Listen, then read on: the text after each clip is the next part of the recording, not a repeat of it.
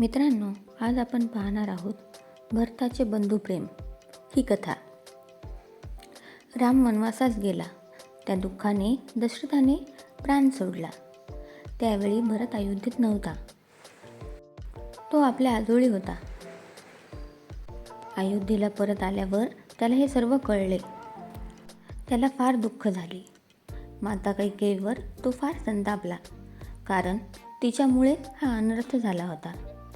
भरताने रामाला भेटण्याचा निश्चय केला. राम त्यावेळी चित्रकूट पर्वतावर होता. भरत तेथे गेला. त्याच्याबरोबर अयोध्येतील अनेक लोक गेले. रामाला पाहिल्याबरोबर भरताने त्याचे पाय धरले. त्याच्या डोळ्यातून अश्रू वाहू लागले. रामाने भरताला प्रेमाने आलिंगन दिले. त्याने विचारले, भरता, राज्यकारभार ठीक चालला आहे ना? आपले वडील बरे आहेत ना?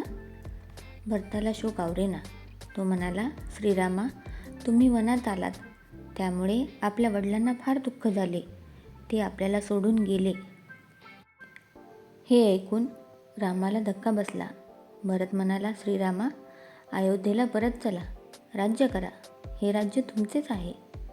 राम म्हणाला, भरता, मी 14 वर्षे वनवासात राहावे आणि तू राज्य करावे ही महाराजांची आज्ञा आहे. या आज्ञेचे पालन करणे आपले कर्तव्य नाही का? भरताचा नाईलाज झाला, पण तो म्हणाला, मी गादीवर बसणार नाही. तुमच्या पादुका मला द्या. त्या पादुका मी गादीवर ठेवीन. तुमचा नम्र सेवक म्हणून राज्य चालवीन. भरताचे हे प्रेम पाहून सर्व लोक गहिवरले. श्रीरामांनी आपल्या पादुका भरताला दिल्या. भरत अयोध्येला परत आला. श्रीरामांच्या पादुका त्याने सिंहासनावर ठेवल्या. श्रीरामांचा सेवक म्हणून भरताने 14 वर्षे राज्य केले. धन्य तो भरत, धन्य त्याचे बंधुप्रेम.